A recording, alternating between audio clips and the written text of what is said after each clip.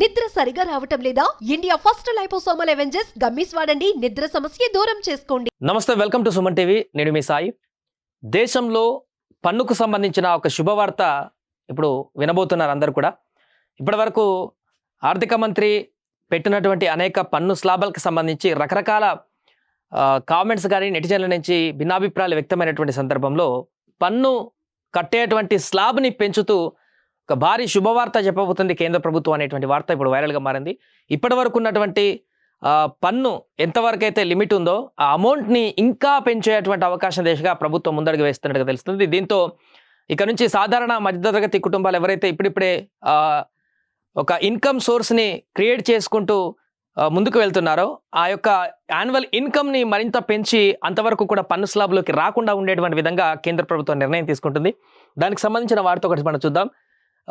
ఎంతవరకు అంటే ఇప్పటి వరకు 7 లక్షలు ఆ విధంగా పన్ను వెసులుబాటు ఉండేది, 7 లక్షల యాన్యువల్ ఇన్కమ్ వరకు. ఇప్పుడు ఏకంగా 10 లక్షల వరకు ఐటీ లేదు అనేటువంటి వార్త ఇప్పుడు మనకు శుభవార్తను కలిగిస్తుంది. బడ్జెట్లో వేతన జీవులకు ఊరట, కొత్తగా 25% పన్ను స్లాబ్ యోచన పరిశీలనలో ఉన్నట్టుగా సమాచారం.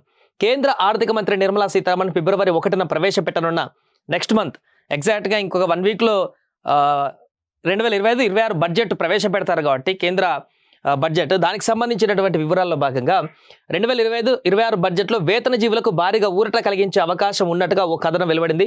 వార్షిక ఆదాయం 10 లక్షల వరకు పన్ను మినహాయింపు ఇచ్చేటువంటి యోచనలో కేంద్ర ప్రభుత్వం ఉన్నట్టుగా ఒక ఆంగ్ల మ్యాగజైన్ ప్రచురితమైనటువంటి కథనం తెలిపింది. ప్రస్తుతం స్టాండర్డ్ డిడక్షన్ 75,000 ఉన్నందున 7.75 లక్షలు ఇప్పటి వరకు, ఇంతకుముందు మనం చెప్పుకున్నట్టు 7 లక్షల వరకు యాన్యువల్ ఇన్కమ్, 7.75 లక్షల వార్షిక ఆదాయం వరకు పన్ను మినహాయింపు లభిస్తుంది గత సంవత్సరం వచ్చినటువంటి రూల్స్ ప్రకారం. సో దీన్ని 10 లక్షల వరకు ఆదాయం వరకు పెంచనున్నట్టుగా ఆ కథనం పేర్కొంది. అలాగే 15 లక్షల నుంచి 20 లక్షల వరకు కొత్తగా 25% పన్ను స్లాబ్ను ప్రవేశపెట్ట ఉండేటువంటి అవకాశం ఉంది. అంతకుముందు 15 లక్షల వరకు స్లాబ్ ఉండేది. ఇప్పుడు 10 నుంచి 20 లక్షల వరకు ఎట్ ఏ టైం 15 లక్షల నుంచి 20 లక్షల వరకు ఆదాయం వరకు కొత్తగా 25% పన్ను స్లాబ్ను ప్రవేశపెట్టే యోచనలో ప్రభుత్వం ఉన్నట్టు తెలుస్తుంది. ప్రస్తుతం 15 లక్షల పైబడిన ఆదాయానికి 30% పన్ను విధించేవారు గత సంవత్సరం వరకు కూడా.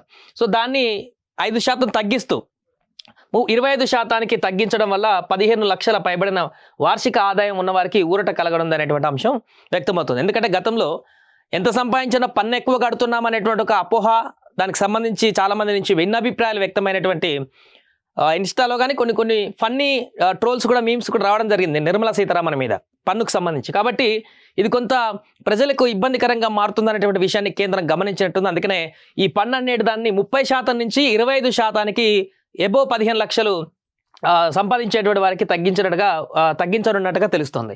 సో ఈ మేరకు ఆదాయ పన్ను స్లాబులో మార్పులు చేయనట్టుగా ప్రభుత్వ వర్గాల నుంచి సంకేతాలు వచ్చాయని ఆ కథనం తెలిపింది.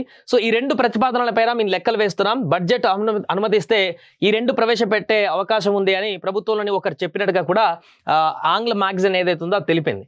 సో జీడిపి వృద్ధి మందగించిన ప్రస్తుత తరుణంలో తాజా ప్రతిపాదనలు పట్టణాల్లోని పన్ను చెల్లింపుదారులకు చేతి నిండా డబ్బు ఉండేలా, తద్వారా వారు టీవీలు, ఫ్రిడ్జ్లు, రిఫ్రిజిరేటర్లు తదితర కొనుగోలుకు మరింత వ్యయం చేయడానికి దోహదపడుతుందని భావిస్తున్నారు. 2024-25 ఆర్థిక సంవత్సరం 2వ త్రైమాసికంలో జీడిపి వృద్ధి గత 7 త్రైమాసికాల కనిష్ట స్థాయికి అంటే 5.4% పడిపోయింది. దీంతో వేతన జీవులకు ఆదాయ పన్నుల్లో ఉపశమనం కలిగించేందుకు రెవెన్యూ నష్టాలను 50,000 కోట్ల నుంచి 1,00,000 కోట్ల వరకు భరించేందుకు ప్రభుత్వం సిద్ధంగా ఉన్నట్లుగా కథనం తెలిపింది. కొత్తగా 25% పన్ను స్లాబ్ తీసుకురావడం పట్టణ పన్ను చెల్లింపుదారులు మరింత వ్యయం చేసేలా దోహదపడుతుందని, ఇది అంతిమంగా ప్రభుత్వానికి మేలు చేస్తుందని సిబిడిటి అంటే ప్రత్యక్ష పన్నుల కేంద్ర బోర్డు మాజీ సభ్యుడు అఖిలేష్ రంజన్ కూడా పేర్కొన్నారు.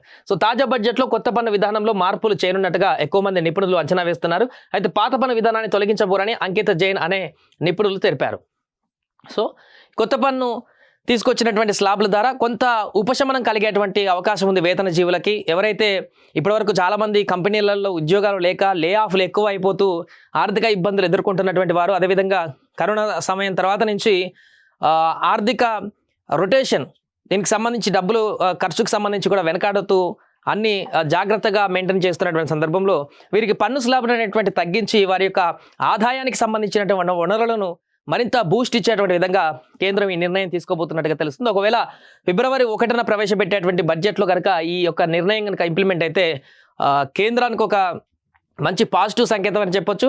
అదేవిధంగా చాలామంది వేతన జీవులకు కూడా చాలా ఉపయోగకరంగా ఉండేటువంటి అంశంగా చెప్పొచ్చు. 10 లక్షల వరకు ఎలాంటి పన్ను కట్టేయాల్సిన అవసరం ఉండదు, పన్ను మినహాయింపు ఉంటుంది 10 లక్షల వరకు అని అంటే చాలామంది ఉద్యోగులకి, వేతన జీవులకి, వారందరికీ కూడా చాలా వరకు అంటే వైట్గా వెళ్ళడానికి ఎక్కువ మంది ఇంట్రెస్ట్ చూపేటువంటి అవకాశం కూడా ఉంటుంది. ఇప్పుడిప్పుడే కొంత గెయిన్ అవుతూ నెల కొంత సంపాదిస్తూ వృద్ధి అవుతున్నటువంటి వ్యక్తులందరికీ కూడా ఈ పన్ను అనేది సంపాదించిన దాంట్లో మళ్ళీ సగం కొంచెం అటే వెళ్తుంది అనేటువంటి ఒక అపోహకు పోకుండా నేరుగా వారు వైట్లోనే మొత్తం ట్రాన్సాక్షన్స్ చేస్తూ వైట్లోనే ఉండేటువంటి అవకాశం ఉంటుంది. తద్వారా ప్రభుత్వానికి కూడా ఇల్లీగల్గా నడిచేటువంటి కార్యక్రమాలని కట్టడి చేసేటువంటి అవకాశం ఉంటుంది. ఏదేమైనా కూడా ప్రస్తుతం వచ్చినటువంటి వార్త వైరల్గా మారుతుంది. దీనికి సంబంధించి అందరూ కూడా ఆనందాన్ని వ్యక్తపరుస్తున్నారు. ఇది నిజం కావాలి, బడ్జెట్లో పెట్టాలంటూ కూడా ఆశాభావాన్ని వ్యక్తం చేస్తున్నారు. సుమన్ టీవీలో మీ పర్సనల్ అండ్ బిజినెస్ ప్రమోషన్స్ కోసం కింది నెంబర్కి కాంటాక్ట్ చేయండి.